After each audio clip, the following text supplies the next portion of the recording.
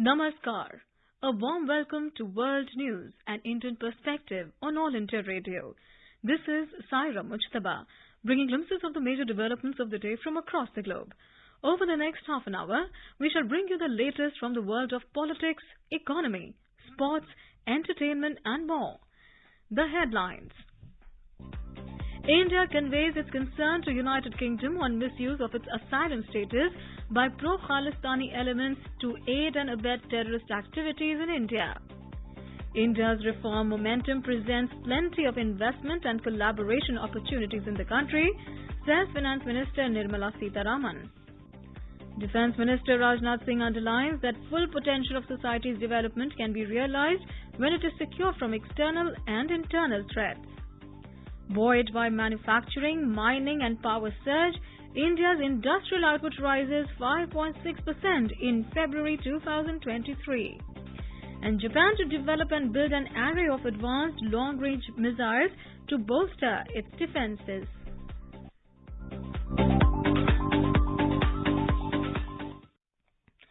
And now the news in detail. India has conveyed its concerns on the misuse of the UK's asylum status by pro-Khalistani elements to aid and abet terrorist activities in India. It also requested better cooperation with the UK and increased monitoring of UK-based pro-Khalistan extremists and take appropriate proactive action. During the 5th India-UK Home Affairs Dialogue, which was held in New Delhi on Wednesday, India pointed out its concerns over the breach of security of the Indian High Commission. The Indian delegation was led by Union Home Secretary Ajay Kumar Bhalla, and the UK delegation was led by Permanent Secretary of the Home Office, Sir Matthew Rycroft. A report. At the ongoing 5th India-UK Home Affairs Dialogue, India clearly told the UK of its concern over the activities of UK-based pro-Khalistani subversives and urged for close monitoring and proactive action against these elements. Last month, India summoned a senior UK diplomat to Delhi to seek an explanation after the Indian High Commission was attacked by a group of pro-Khalistan activists. Other security-related issues, including cybersecurity, also came up for discussion during the dialogue. They also discussed cooperation in issues of counter-terrorism, global supply chains and drug trafficking. Both sides reviewed the ongoing cooperation and identified further steps that can be taken to explore new opportunities. Renu Kataria, AIR News, News Desk, Delhi. Finance Minister Nirmala Sitharaman has said that India's reform momentum remains unabated, presenting plenty of investment and collaboration opportunities in the country. She was addressing investors at a roundtable in Washington, D.C. She said the government is committed to its reform agenda, aimed at creating a stronger and dynamic economy, overcoming challenges posed by the COVID-19 pandemic. The Roundtable on Investing in the India Decade was organized by Federation of Indian Chambers of Commerce and Industry, FICCI, and US-India Strategic Partnership Forum on the sidelines of spring meetings of the multilateral agencies. The Finance Minister is currently in the US to attend the spring meetings of the World Bank and the International Monetary Fund in addition to G20 meetings. Defence Minister Rajnath Singh has said that full potential of society's development can be realized only when it is secure from external and internal threats. He said security is the bedrock on which prosperity, art and culture of any society can flourish and prosper. Speaking during the inaugural session of International Conference on Defence, Finance and Economics in New Delhi on Wednesday, Mr. Singh said ensuring security of the populace from external aggression and internal disruptions is the most primal function of the state. He said security is broadly categorized into internal security and external security, and the responsibility of external security lies principally with the defence forces of the country. He stressed that defence forces require a superstructure of defence ecosystem involving research and development organizations, defence production industries, and soldier welfare organizations. The three-day conference will provide a unique platform to policymakers, academicians and government officials to share their insights and experiences on defence, finance and economics in the present evolving security challenges. Delegates from US, UK, Japan, Australia, Sri Lanka, Bangladesh and Kenya are participating in the conference. According to the Defence Ministry, the objective of the conference is to disseminate the best practices, experiences, and expertise of various countries. It will also facilitate collaborations with foreign governments, international institutions, and global leaders in promoting government's vision of Atmanirbharta in the defense sector. I want to take a moment here to appreciate the efforts put in by the FADS and the Defense Accounts Department for conceptualizing and organizing this international seminar. I hope that this international conference on defense, finance and economics will provide the participants with a platform where they would be able to acquire a better understanding of global trends in the process of defense expenditure and learn from each other. India's industrial output rose 5.6% on a year-on-year basis in February 2023. As per the data from the Ministry of Statistics released on Wednesday, the Index of Industrial Production (IIP) expanded as the manufacturing sector's output increased by 5.3% in February and mining output rose by 4.6%. Power generation surged 8.2% during the month under review. For the month of January this year, IIP growth was revised to 5.5% from 5.2%. IIP grew 1.2% in February last year.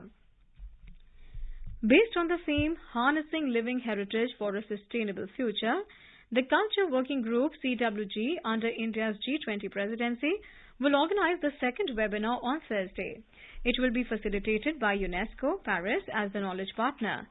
The webinar will reflect on the importance of living heritage and on its role towards sustainability. It will bring together experts from 29 countries, including G20 members and guest nations, as well as several international organizations. The objective of this webinar is to foster inclusive dialogue and facilitate an in-depth discussion from an expert-driven perspective on harnessing living heritage for a sustainable future. It seeks to promote knowledge sharing, capitalize on the best practices and experiences, identify gaps, needs and opportunities in harnessing living heritage practices. The webinar will also inform the reflection of the G20 membership in formulating tangible and action-oriented outcomes. The third and fourth webinars will be held on the 19th and the 20th of April. And in today's Hotspot section, we bring you a news commentary on second G20 Finance Ministers and Central Bank Governors meeting. Finance Minister Nirmala Sitharaman and Governor Reserve Bank of India or RBI Shaktikant Das will jointly chair the second G20 Finance Ministers and Central Bank Governors meeting, which is being held on 12th and 13th of April 2023 in Washington DC. Around 350 delegates from G20 members, 13 invitee countries and various international and regional organizations will participate and engage in multilateral discussions centered on a broad spectrum of pressing global issues. The second G20 Finance Ministers and Central Bank Governors meeting will comprise 3 sessions. The first session is on global economy and international financial architecture. The second session will be on sustainable finance, financial sector and financial inclusion, and the third session on international taxation. The focus of these sessions will be to deliberate on issues such as addressing food and energy insecurity, managing global debt vulnerabilities, strengthening multilateral development banks, mobilizing finance for climate action, advancing financial inclusion, and accelerating progress on international tax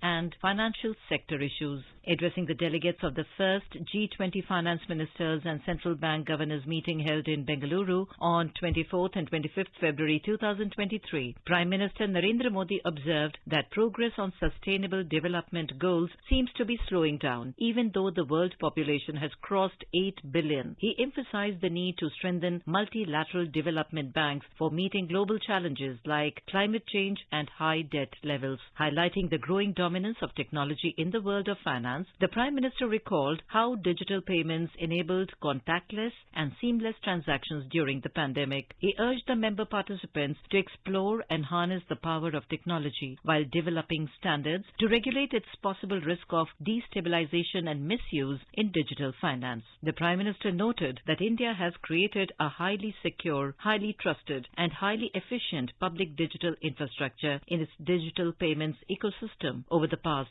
few years. India's digital payments ecosystem has been developed as a free public good. The Prime Minister remarked as he underlined that it has radically transformed governance, financial inclusion and ease of living in the country. The Chair's summary and outcome document of the first G20 finance ministers and central bank governors meeting held in Bengaluru on 24th and 25th February 2023 is a significant achievement by G20 under India's presidency. Guided by the theme Vasudhaiv Kutumbakam, One Earth, One Family, One Future, the G20 is committed to enhancing international policy cooperation and steering the global economy towards securing a strong, sustainable, balanced and inclusive growth. The summary contains 17 points of agreement. During the first meeting, Finance Minister Nirmala Sitharaman lauded the efforts of the delegates in arriving at a consensus on the language for debt restructuring. She said India has truly emerged as the voice of the global south. Except for Russia and China, all G20 member countries supported the language on the Russia-Ukrainian crisis.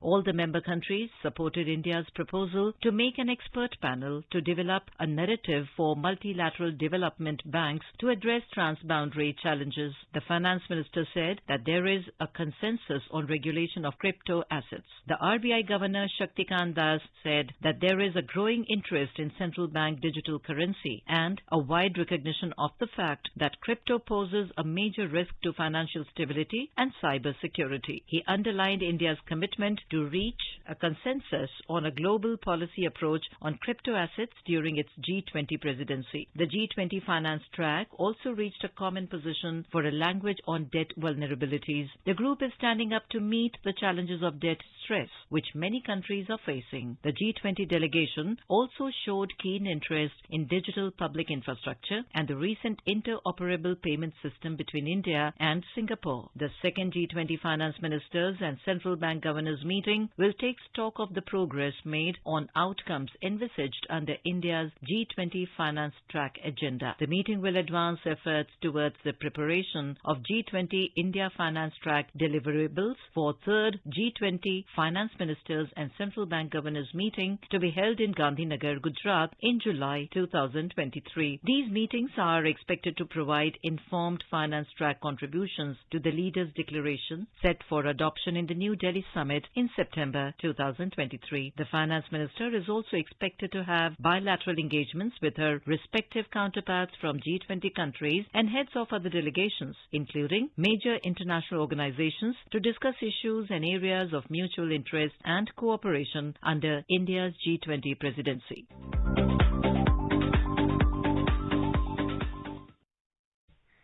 In some more news, External Affairs Minister Dr. S. Jaishankar on Wednesday inaugurated the campus of the National Forensic Science University in Jinja, Uganda. Speaking on the occasion, Dr. Jaishankar said this is the first foreign campus of the National Forensic Sciences University. He said the National Forensic Sciences University is an institution of national importance and is the world's first university dedicated exclusively to forensic sciences. It was established in Ahmedabad in Gujarat under the leadership of Prime Minister Narendra Modi. He said this university conducts courses in forensic sciences, behavioral sciences, cyber security, digital forensics and allied sciences and also promotes research in these areas. Dr. Jaishankar said India and Uganda have robust defense relations. India has been regularly training and exchanging with Uganda People's Defense Force UPDF under its Economic and Technical Cooperation Program. About 50 UPDF officers travel to India every year to take defense courses ranging from short-term months to up to 1 year. India and Estonia on Wednesday held their 12th Foreign Office consultation in New Delhi. The Foreign Office consultations provide an opportunity for reviewing bilateral engagements and for exchanging views on regional and global issues of mutual interest. This includes developments in the respective neighborhoods, the Ukraine conflict, India's presidency of G20, cooperation in multilateral fora, and UNSC reforms. Both the sides also discussed furthering relations in sectors such as trade and investments, cyber and digital cooperation, and cultural linkages. The Indian side was led by Secretary West, Ministry of External Affairs, Sanjay Verma. The Estonian side was led by Ms. Keleik Sillaste-Elling, Under Secretary for Political Affairs in the Ministry of Foreign Affairs of Estonia. India and Estonia share a warm and cordial bilateral relationship and have regular exchanges at both political and official levels. Trade between India and Estonia has increased in recent years despite the adverse effects of the pandemic. Minister of Commerce and Industry Piyush Goyal has said that India is at the forefront of promoting sustainable development and building a better ecosystem and improving the carbon footprint. He said that the country's efforts in the direction are much more than the world would have ever expected. He expressed hope there will be a significant flow of investments coming to the country. Briefing media in France, the minister said that the business leaders across the world are amazed to see India's transformation under Prime Minister Modi's leadership. Mr. Goyal said that industrialists from France are keen to invest in India, step up their business and take forward the relationship with the country. He added that the way policies have been changed in India in terms to invest made an impact on France. The next phase of exercise Scope India 23 will commence at Air Force Station Kalaikunda in West Bengal from Thursday. The exercise will conclude on the 24th of this month. This segment of the exercise will witness participation of B-1B bombers of the US Air Force, and subsequently its F-15 fighter aircraft will also join the exercise. The Ministry of Defence in a statement said the Indian Air Force IAF element will include the Sukhoi 30 Mark I, Rafale, Tejas and Jaguar fighter aircraft. The exercise will be supported by aerial refuelers, airborne warning and control systems and airborne early warning and control aircraft of the IAF.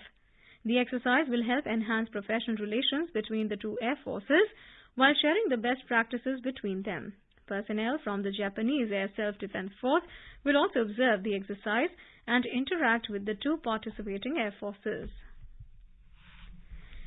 India is committed to preventing the illegal transfer of conventional weapons and has established a strong legal and regulatory system to implement global non-proliferation measures.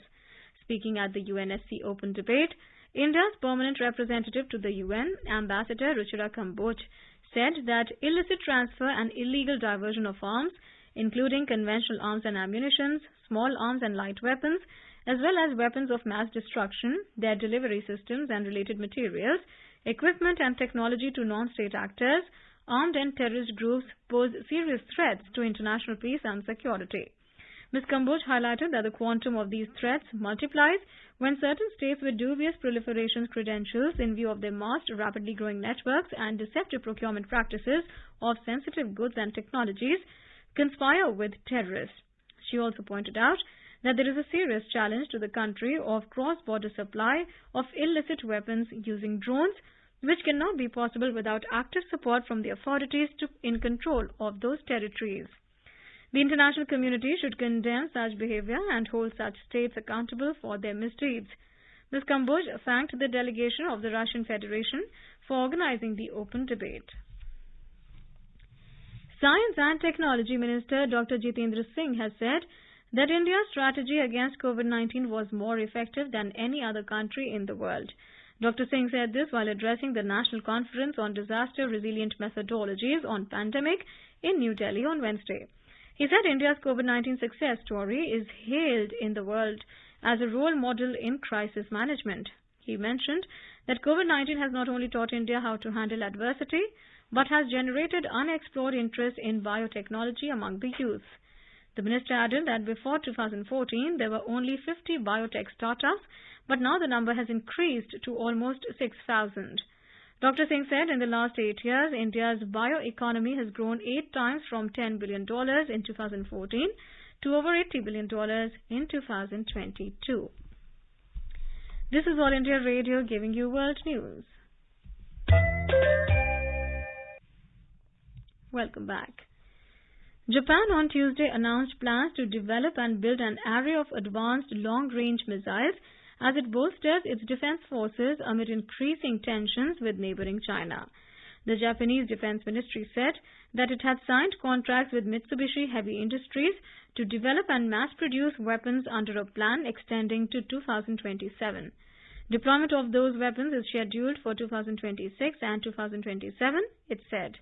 The deals worth more than $2.8 billion follow Prime Minister Fumio Kishida's announcement in December, planning to boost defense spending and enable Japan to possess counter-strike capabilities in the event of an emergency and under specific circumstances. The Defense Ministry news release did not say how many of each missile would be acquired. In a speech hailing 25 years of peace, U.S. President Joe Biden on Wednesday said that he hopes Northern Ireland parties will return to power sharing soon. Addressing a small audience in Belfast, he said, "Protecting peace in Northern Ireland is something that brings America together." Earlier, Biden held brief talks with UK Prime Minister Rishi Sunak before meeting Northern Ireland political leaders. There's a huge police presence in Belfast as the US President begins a 4-day visit to Northern Ireland and the Republic of Ireland. Biden's visit marks the 25th anniversary of the Good Friday Agreement, a peace deal that helped end 30 years of violent conflict in Northern Ireland. The Good Friday Agreement, signed on the 10th of April 1998, largely ended 3 decades of sectarian bloodshed that had convulsed Northern Ireland since the late 1960s. The island of Ireland comprises the Republic of Ireland, which is a sovereign country, and Northern Ireland, which is part of the United Kingdom. Bangladesh envisions a free, open, peaceful, secure and inclusive Indo-Pacific, a key determinant of long-term prosperity of the South Asian region. Delivering his address at the 3rd India-Japan Intellectual Conclave in Agartala on Tuesday, State Minister for Foreign Affairs Shehryar Alam said, "Bay of Bengal is an important constituent of the Indo-Pacific, which can change the fate of the greater Bay of Bengal community, including South Asia."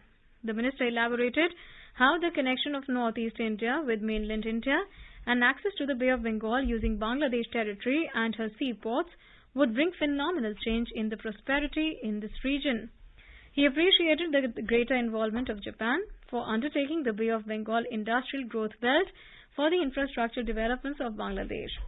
Shehryar Alam stressed upon deepening of relations in the region for shared prosperity through regional connectivity, where the Bay of Bengal is the common strategic interlocutor. Shehryar Alam said, with its advantageous geographic location between South and Southeast Asia and the Bay of Bengal to the south, Bangladesh was working to establish itself as the regional hub of connectivity. He said that implementation of the BIMSTEC Master Plan for Transport Connectivity would be instrumental for further economic development in the region.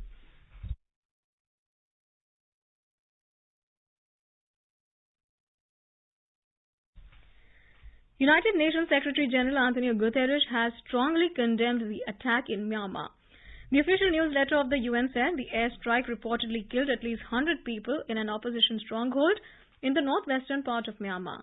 Offering his condolences, the UN Secretary General called upon the Myanmar military to end the campaign of violence against the Myanmar population throughout the country, in line with the Security Council Resolution 2669. Up to 100 people, including children, were killed in Tuesday's airstrike in the Sagyang area, making it the deadliest in a recent string of military air attacks, reports Reuters. And in the Indian business market, the key domestic share indices on Wednesday ended with modest gains, rising for the 8th session in a row. The BSE Sensex closed near 60,400 points, while the NSE Nifty settled above the 17,800 level. Both benchmark indices gained amid mixed global cues. A report from the business desk. Sensex rose by 235 points, a 0.39% to finish at 60,393, while Nifty at the National Stock Exchange gained 90 points, a 0.51% to settle at 17,812. World stocks and bond yields stalled as markets anticipated the crucial U.S. inflation data, which could give signals on how soon the Federal Reserve will end its aggressive rate hikes. Asian markets ended mixed. Japan's Nikkei 225 gained 0.6%, China's Shanghai Composite Index rose 0.4%, then South Korea's Kospi Index added 0.1%. However, Hong Kong's Hang Seng declined 0.9% and Singapore's Straits Times Index fell 0.4%. European markets were trading up but in a narrow range in intraday trade. Oil prices remained steady in intraday trade. Brent crude was trading at around $86.15 per barrel. Back home, the gold prices at the multi-commodity exchange for June contracts was trading at around 60,890 rupees per 10 grams. Silver was trading at around 76,225 rupees per kilogram for May contracts when reports last came in. In the foreign exchange market, the rupee appreciated by 4 paise to close at 82 rupees and 9 paise against the US currency. Arjun Chaudhary for World News, All India Radio. A doyen of India's automobile industry and the chairman emeritus of Mahindra & Mahindra, Mr. Keshav Mahindra passed away early Wednesday morning in Mumbai. The 99-year-old breathed his last peacefully at home. Mr. Keshav Mahindra's passing away comes days after he re-entered the Forbes billionaire list of 2023, becoming India's oldest billionaire with a net worth of $1.2 billion. An alumnus of Wharton University of Pennsylvania, Keshav Mahindra joined his father's company in 1947. He not only played a major role in taking the company to the top league in the automobile industry, but also expanded it to other sectors like software services, hospitality and real estate. Prime Minister Narendra Modi expressed grief over the demise of Keshav Mahindra, a noted personality from the field of business.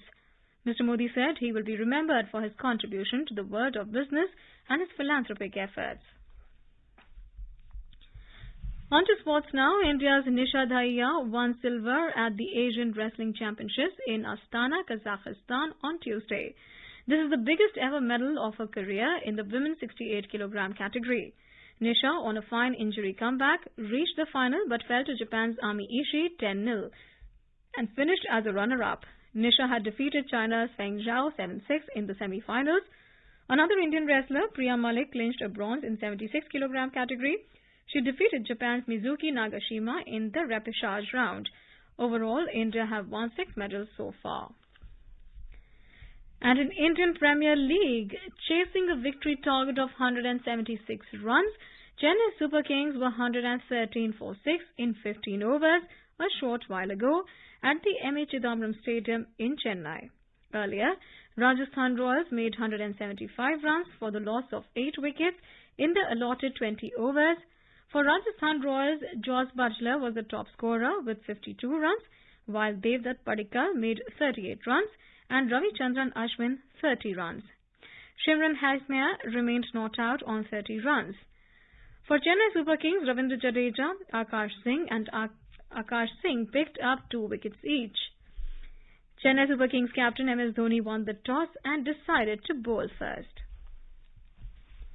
And now let's take a look at the major developments around the world as reported in the foreign press. The Guardian writes, "This is how Labour can win back Scotland and achieve a majority UK government." The New York Times reports, President Biden will celebrate diplomacy in Northern Ireland before paying homage to his own Irish ancestry. The Straits Times reports, Taiwan's ruling party DPP names William Lai as its presidential candidate. The Financial Times writes, Silicon Valley VCs tour Middle East in hunt for funding. And the Wall Street Journal reports, Walmart closing 4 stores in Chicago, citing years of losses. And now a quick look at the headlines once again. India conveys its concern to United Kingdom on misuse of its asylum status by pro-Khalistan elements to aid and abet terrorist activities in India. India's reform momentum presents plenty of investment and collaboration opportunities in the country, says Finance Minister Nirmala Sitharaman. Defence Minister Rajnath Singh underlines that full potential of society's development can be realized when it is secure from external and internal threats. Buoyed by manufacturing, mining and power surge, India's industrial output rises 5.6% in February 2023. And Japan to develop and build an array of advanced long-range missiles to bolster its defences. And now, before we end, let us listen to Mahatma Gandhi's favourite bhajan, Vaishnav Jan, by artists from Denmark.